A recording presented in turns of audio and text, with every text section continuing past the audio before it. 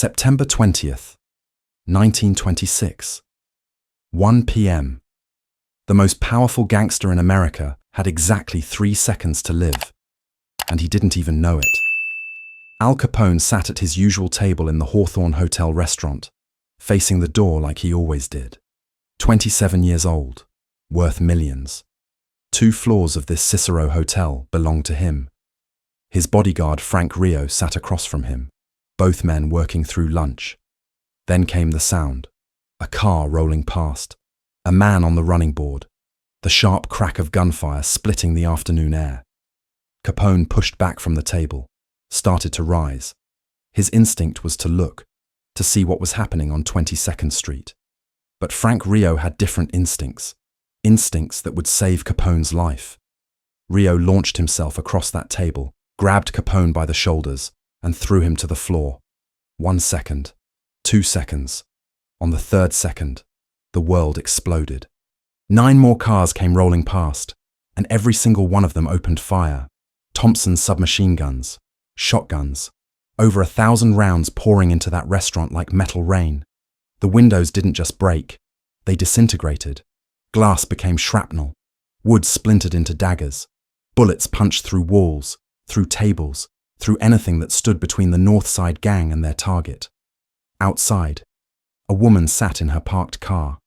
The exploding glass caught her face, injuring her eye. Her scream cut through the gunfire. 10 cars, 1,000 bullets, seconds of absolute destruction.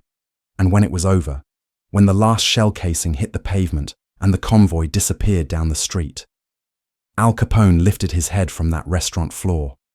Not a scratch on him. Frank Rio's body had been his shield.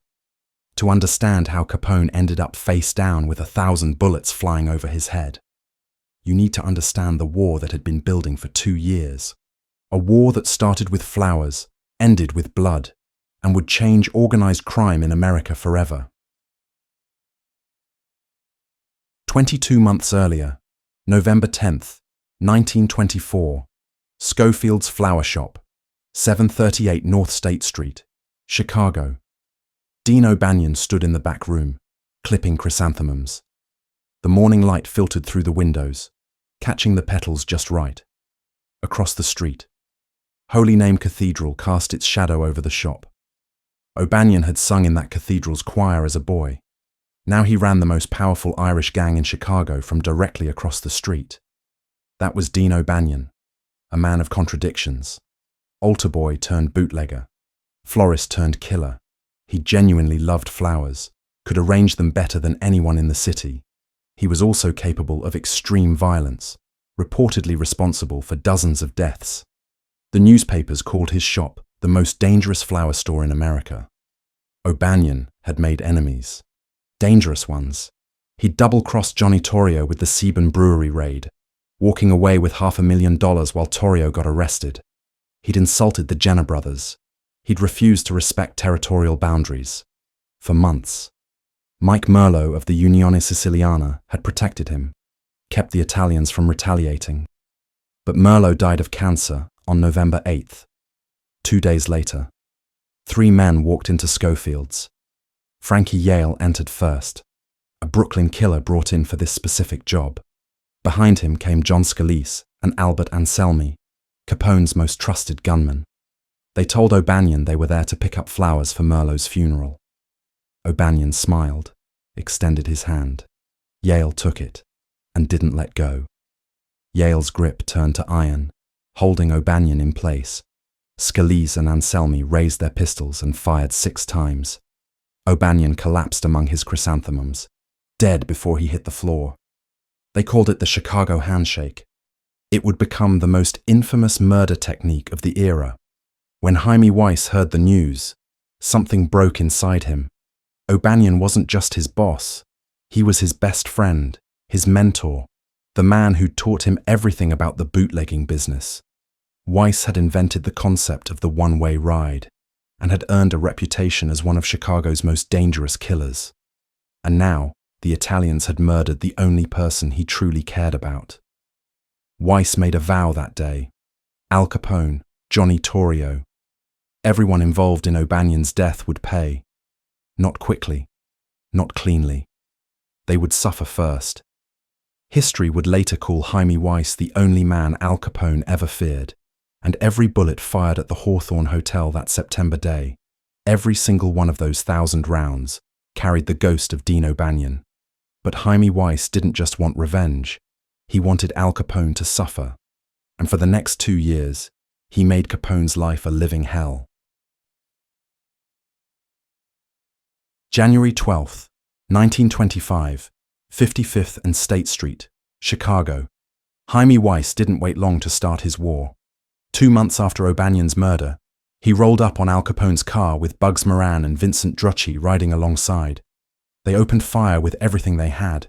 Capone's chauffeur, Sylvester Barton, took bullets in the back. The car was shredded, but Capone himself walked away without a scratch. He dropped to the floor the moment he heard gunfire.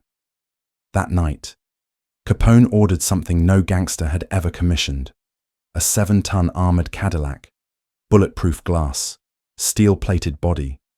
He was learning to be afraid. 12 days later, Weiss taught him real fear. January 24th, Johnny Torrio, Capone's mentor and boss, returned home from shopping with his wife. Weiss, Moran, and Drucci were waiting. They opened fire before Torrio could reach his door. 5 bullets struck him. Torrio collapsed on his front steps, critically wounded. Bugs. Moran stepped forward to finish the job. He raised his pistol and pulled the trigger. Click. Misfire. Police sirens screamed in the distance. The Northsiders fled. Torrio survived. Barely. He spent 3 weeks in the hospital, then made a decision. He handed the entire Chicago operation to Capone and retired to Italy. At 26 years old, Al Capone became the most powerful crime boss in the city. But power meant nothing if he couldn't stop Jaime Weiss. The North Side gang was building alliances: the Salty Smeckerlane mob, the West Side O'Donnells. Weiss had Vincent Drucci planning operations with military precision. They called Drucci the schemer for good reason. Every attack was calculated. Every move had purpose. Capone struck back. The Jenner brothers fell one by one. Angelo gunned down after a car chase. Mike the Devil killed in a shootout with police. Tony and Antonio eliminated within months. By 1926, Capone had crushed every small gang in Chicago, but the Northsiders remained untouchable. In August, Capone's men ambushed Weiss and Drucci on South Michigan Avenue. Paul Ricca got arrested. Weiss and Drucci shot their way out. The war was a stalemate, and both sides knew it.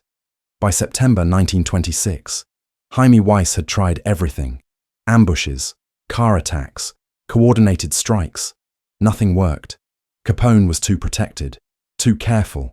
So Weiss decided to do something no one had ever attempted before. He would bring the war to Capone's doorstep with enough firepower to end it once and for all. Early September 1926, Schofield's flower shop, the same back room where Dino Banyan had died nearly 2 years earlier. Jaime Weiss spread the intelligence across the table: maps of Cicero, schedules, photographs, everything they'd extracted from kidnapped Capone drivers and bodyguards over the past months. The information painted a clear picture. Al Capone ate lunch at the Hawthorne Hotel restaurant every single day. Same time, same table, predictable as clockwork.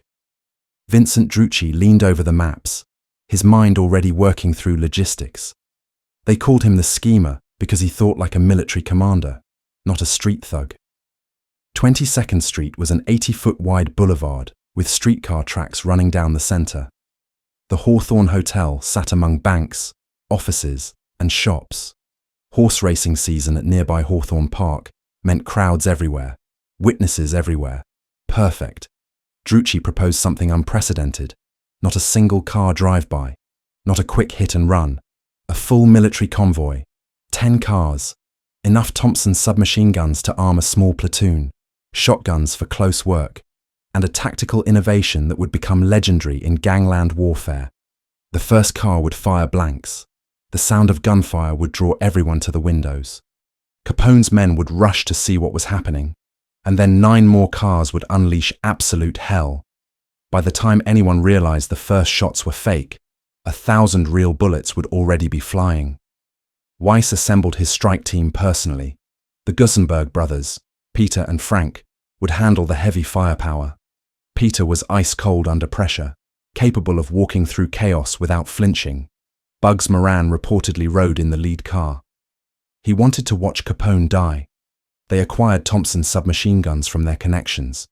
The weapons could fire 800 rounds per minute. They loaded cars with extra drum magazines, shotguns, pistols, enough ammunition to start a small war. The target date was set, Monday, September 20th, lunchtime, maximum foot traffic, maximum humiliation. Capone would die in broad daylight, in front of hundreds of witnesses, in the town he supposedly controlled. Weiss had dreamed of this moment since November 10th, 1924, since he'd stood over O'Banion's flower-covered casket and sworn revenge. Every sleepless night, every failed attempt, every dead friend, it all led here.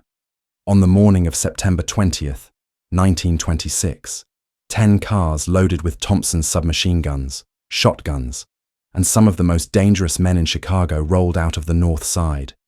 Their destination was Cicero. Their target was Al Capone. Their mission was total annihilation. September 20th, 1926, 1 p.m., the Hawthorne Hotel restaurant, Cicero. Al Capone sat at his corner table, back to the wall, eyes on the door, standard precaution. Frank Rio sat across from him, working through a plate of pasta. The lunch crowd filled the restaurant with conversation, cigarette smoke, the clinking of silverware. Outside on 22nd Street, shoppers moved between stores. Cars lined both sides of the 80-foot boulevard, a normal Monday in Capone's territory.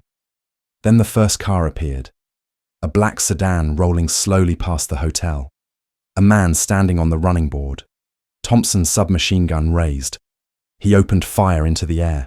The sound of gunfire cracked across Cicero like thunder. Capone's instincts betrayed him. He pushed back from the table, started to rise, ready to move toward the window. Every other person in that restaurant did the same.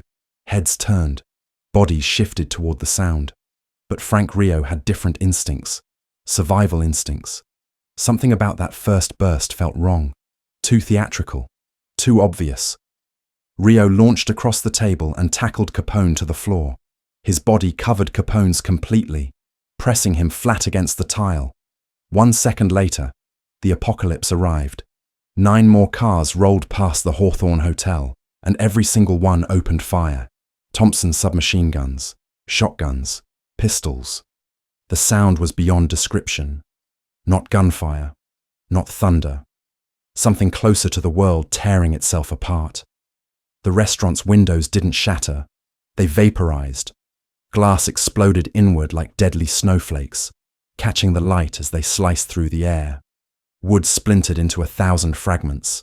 Bullets punched through walls, tables, the bar. The floor vibrated with each impact, a continuous earthquake of lead and destruction. Capone pressed his face against the tile, feeling Rio's weight on top of him. Bullets passed inches above their heads. He could hear them cutting the air, could smell cordite and plaster dust and something that might have been fear. Outside, the second-to-last car stopped directly in front of the hotel. The door opened.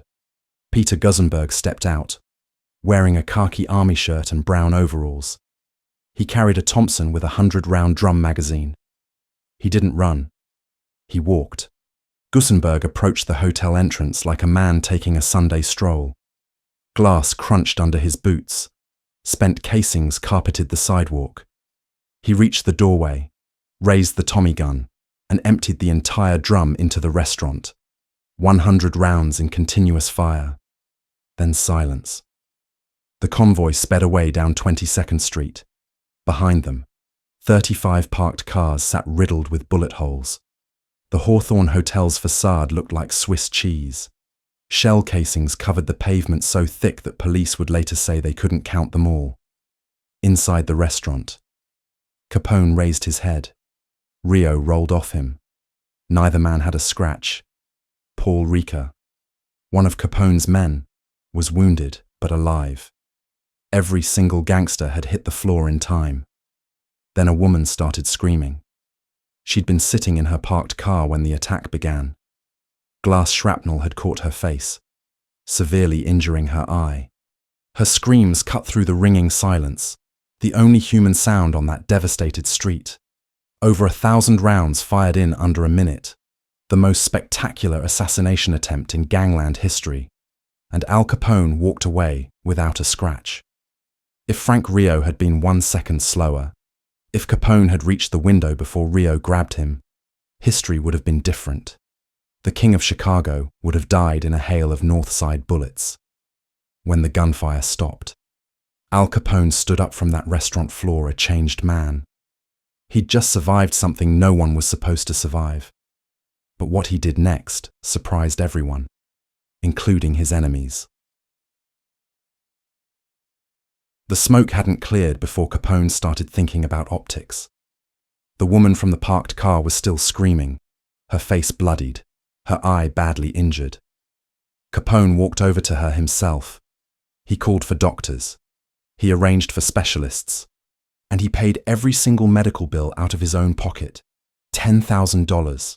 In today's money, that's roughly $178,000. His men spread the word through Chicago's underworld. The big fellow never wants any innocent bystanders hurt. It was calculated, it was manipulative, and it worked perfectly. The newspapers wrote about Capone's generosity while barely mentioning the 1,000 bullets his enemies had fired. Then Capone did something nobody expected. He sent word to the North Side gang. He wanted peace. October 4th, 1926, 2 weeks after the attack, Capone and Jaime Weiss sat down at a peace conference. The entire Chicago underworld held its breath. Maybe the bloodshed could finally end. Maybe both sides had lost enough. Weiss had one demand, non-negotiable, absolute. John Scalise and Albert Anselmi had to die. The two men who'd pumped 6 bullets into O'Banion's body while Frankie Yale held his hand. Weiss wanted them executed. Public justice for his murdered friend. Capone refused. He couldn't give up his own men. Loyalty was the foundation of his entire operation. If soldiers saw that Capone would sacrifice them to make peace with enemies, nobody would ever trust him again. The negotiations collapsed. Weiss walked away from that conference still breathing vengeance. 2 years of trying to kill Capone. 1,000 bullets fired at the Hawthorne Hotel. And still O'Banion's murderers walked free. He couldn't accept it.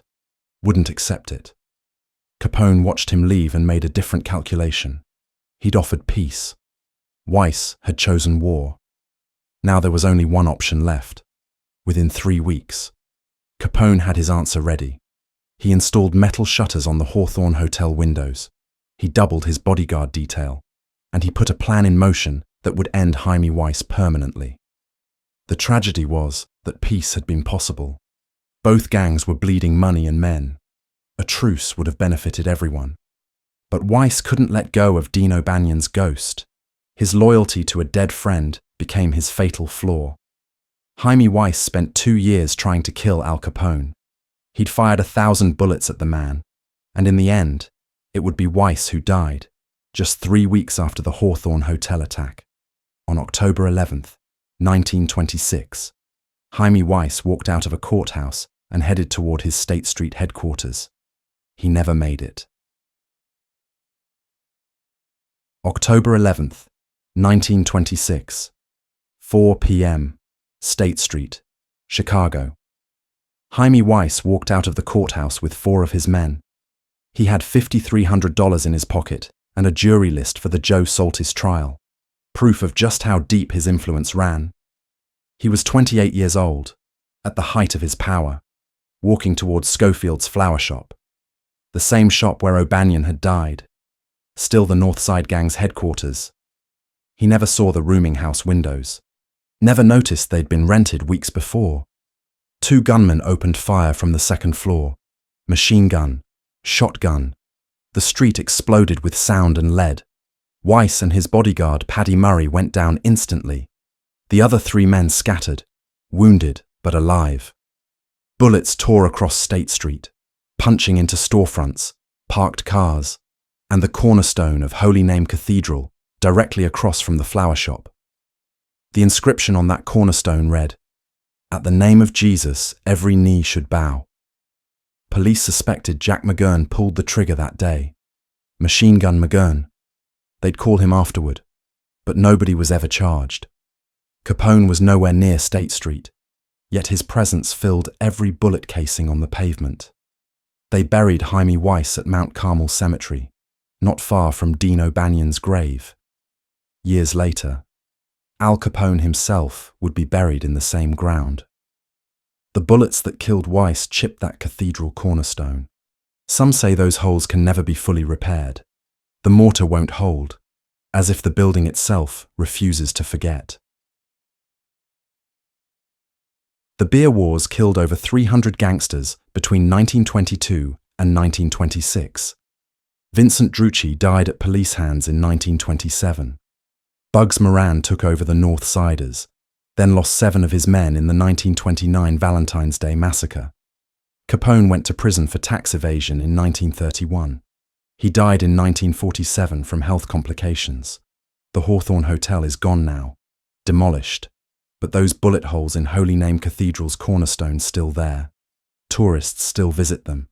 Jaime Weiss used 10 cars, 1,000 bullets, and complete surprise. He still couldn't kill Capone. Why? Because power isn't just firepower. It's the people around you. The North Siders played their best move. Total commitment. But Capone had something they didn't count on. A bodyguard willing to take those bullets himself. In chess, that's called sacrifice. In Chicago, it was called loyalty. And loyalty is the one thing you can't buy with bullets. They fired 1,000 rounds at Capone and missed. Less than 3 years later, he fired 70 at Moran's gang.